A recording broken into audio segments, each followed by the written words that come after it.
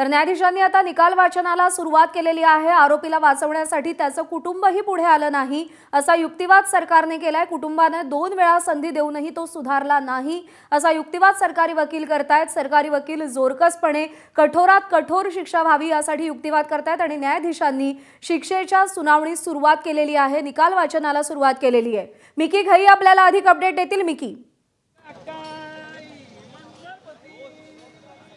अर्थात ज्या निकालाकडे सगळ्यांचं लक्ष लागलेलं आहे त्या निकाल वाचनाला न्यायाधीशाने सुरुवात केलेली आहे। मात्र त्यापूर्वी जे सरकारी वकील आहेत त्यांनी काही महत्त्वाची आर्ग्युमेंट या ठिकाणी केलेली आहे। आरोपीने म्हणजे अर्थात आरोपीचं जे कुटुंब आहे ते देखील त्याच्या मदतीसाठी त्याच्या बचावासाठी पुढे आलेलं नाही, कारण याच्या अगोदर देखील त्यांनी अशाच पद्धतीने कृत्य केलेलं होतं, हे कुटुंबाला माहिती आहे। त्यामुळं आज देखील त्याचं कुटुंब या ठिकाणी पुढे आलेलं नाही हे देखील सरकारी वकिलाने भक्कमपणे न्यायाधीशासमोर ठेवलेला आहे आणि त्याला पाहता त्याला कठोरात कठोर शिक्षा द्यावी अशी देखील या ठिकाणी मागणी होती। त्याच्या बॉडी लँग्वेज जर आपण बघितलं तरी देखील त्याला कुठलीही लाज अर्थात खूप ताटपणे तो कोर्टात देखील उभा आहे असं देखील सरकारी वकिलांनी न्यायाधीशासमोर सांगितलेलं आहे। जरी सुरुवातीलाच न्यायाधीशाने त्याला दोषी करार दिला असलं तरी अजून देखील त्याला कुठलीही लाज वाटत नाही। अर्थात वयाला पाहता त्यांनी पूर्णपणे हा सगळा प्लॅन करून अशा पद्धतीने कृत्य केलेलं आहे हे देखील स्पष्ट झालेलं आहे आणि त्यामुळं जे सरकारी वकील आहेत त्यांची या मुद्द्यावर ते ठाम आहेत की कठोरात कठोर अर्थात फाशीची शिक्षा या आरोपी भीमराव कांबळेला व्हावी यासाठीच हे सगळे प्रयत्न या ठिकाणी सुरू आहे। आता जर आपण बघितलं तर सरकारी वकील आणि आरोपीच्या वकिलांमध्ये जे आर्ग्युमेंट सुरू होतं की कोणती शिक्षा देण्यात यावी यावरून ते आता जवळजवळ संपलेलं आहे आणि न्यायाधीशाने शिक्षाला सुनावणीला सुरुवात केलेली आहे। न्यायाधीश अर्थात या सगळ्या मुद्द्यांवर नक्कीच विचार करतील शिक्षा सुनावताना, कारण ज्या पद्धतीने पोलिसांनी हा संपूर्ण तपास केलेला आहे, वेगवेगळे सीसीटीव्ही फुटेज एव्हिडन्स म्हणून या ठिकाणी आहेत। 1200 पानांचा जो दोषारोप पत्र आहे हे देखील पूर्णपणे कोर्टासमोर आहे।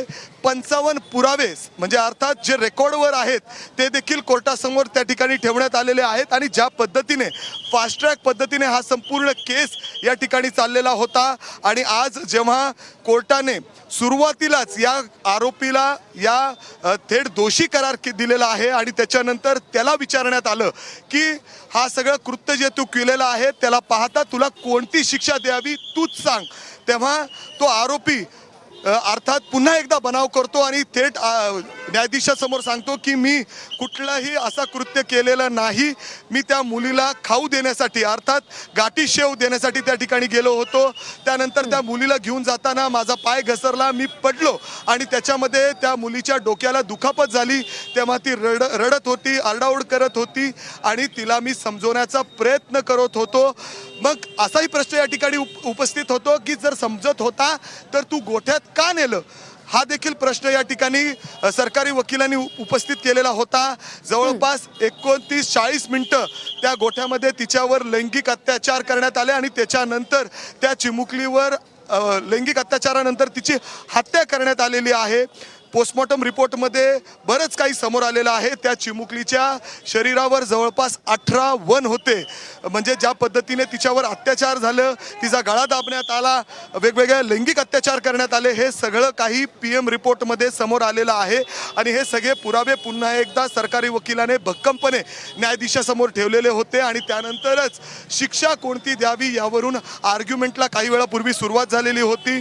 अर्थात आरोपीचा वकील त्यांना कशा पद्धतीने ही शिक्षा कमीत कमी होईल हे प्रयत्न करत होते, मात्र सरकारी वकील भक्कमपणे हे सगळे पुरावे ठेवत जास्तीत जास्त शिक्षा व्हावी अर्थात फाशीचीच शिक्षा व्हावी अशी देखील मागणी या ठिकाणी सरकारी वकिलांकडून न्यायाधीशासमोर करण्यात आलेली आहे। आणि आत्ताचं सर्वात महत्त्वाचं ज्या निकालाकडे संपूर्ण राज्याचं लक्ष लागून आहे अर्थात त्या निकाल वाचनाला सुरुवात झालेली आहे, कोर्ट वाचनाला सुरुवात केलेली आहे। नक्की याच्यामध्ये कोर्ट त्यांची बाजू अर्थात निकाल काय देतं हे पाहणं अतिशय महत्त्वाचं असणार आहे। जर आपण बघितलं तर पोलिसांनी ज्या जलद गतीने हा संपूर्ण तपास केलेला आहे, स्वतः आता संदीप सिंग गिल जे पुणे ग्रामीणचे SP आहेत ते देखील या संपूर्ण केसवर बारीकीने काम करत होते. जेव्हा हा संपूर्ण रिक्रिएशन देखील करण्यात आलं ते रात्री उशिरा पहाटेच्या वेळी त्या नसरापूर गावामध्ये जाऊन स्वतः संदीप सिंग गिल SP जे आहेत ते त्या ठिकाणी गेलेले होते. हा संपूर्ण रिक्रिएशन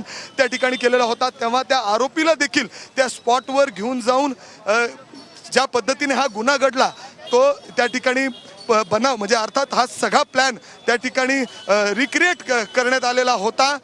हे सगळे काही एव्हिडन्स कोर्टासमोर पोलिसांनी ठेवलेले आहेत आणि आत्तापर्यंत जर आपण बघितलं तर राज्यातील सर्वात जलद गतीने चालणारा हा फास्ट ट्रॅक कोर्टवरचा कदाचित आज निकाल म्हणावा लागेल, ज्या निकालाकडे सगळ्यांचं लक्ष लागलेलं आहे. अर्थात 1 मे महाराष्ट्र दिनी हा सगळा कृत्य त्या ठिकाणी घडलेला होता आणि त्याच्यावरून आपण बघितलं की पुण्यामध्ये ज्या पद्धतीने लोक सर्वसामान्य लोक रस्त्यावर उतरलेली होती. या मुलीला या 3.5 वर्षाच्या चिमुकलीला न्याय मिळावा यासाठी रस्ता रोको झाला होता. त्याचे पालक देखील त्या ठिकाणी होते. मात्र आज जेव्हा हा निकाल सुनावला जातोय त्या मुली चिमुकलीचे आई वडील त्याचे इतर नातेवाईक आणि लोक देखील या ठिकाणी मोठ्या संख्येने उपस्थित आहेत. अनेकांनी लोकांचं म्हणणं होतं की तेव्हा आमच्या सुप्रूत करा, याला आम्हीच शिक्षा देऊ. मात्र हा सगळा न्यायव्यवस्थेचा भाग आहे, त्यामुळं अशा पद्धतीने हे खटला फास्ट ट्रॅक कोर्टमध्ये चालला. खास करून मुख्यमंत्री देवेंद्र फडणवीस यांचं देखील बारीक लक्ष या संपूर्ण खटल्यावर होतं, या संपूर्ण गुन्ह्यावर होतं. सातत्याने ते देखील अपडेट घेत होते. समाजाकडून लोकांकडून नाराजगी व्यक्त होत होती. 3.5 वर्षाची चिमुकली तिला तुम्ही खाऊ देण्यासाठी फसवून नेता आणि पूर्ण प्लॅन अर्थात या भीमराव कांबळे या आरोपीने त्याच्या डोक्यात ठेवलेलं होतं. कोर्टासमोर देखील वकिलांनी सांगितलेलं आहे कुठलाही आरोपी गुन्हा करायच्या अगोदर 4 वेळा विचार करतो. अर्थात त्याच्या डोक्यामध्ये पूर्ण प्लॅनिंग असते. जेव्हा एखाद्या मुलीला तो तिथून नेतो अर्थात पुढं काय करायचं आहे त्याच्या डोक्यात हे सगळं प्लॅनिंग होतं. मात्र धडधडीत तो कोर्टासमोर आज पुन्हा एकदा जेव्हा कोर्टाने त्याला विचारलं की तुला काय शिक्षा द्यावी तेव्हा सुद्धा तो खोटं बोलत होता, मी असं केलंच नाही. पुन्हा एकदा तो अशा पद्धतीने बनाव करतोय.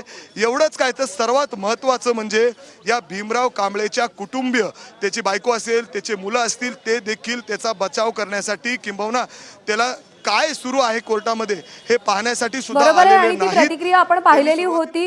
कोणत्याही प्रकारे त्याचं कुटुंब त्याच्या पाठीशी उभं राहिलेलं नाही हे देखील आपण पाहिलेलं होतं. कोर्टानं शिक्षा सुनावण्यास सुरुवात केलेली आहे. या संपूर्ण निकालाकडे आपलं लक्ष असेल. बातमीवर कायम असू. बुलेटिनमध्ये आत्ता इथेच थांबतो.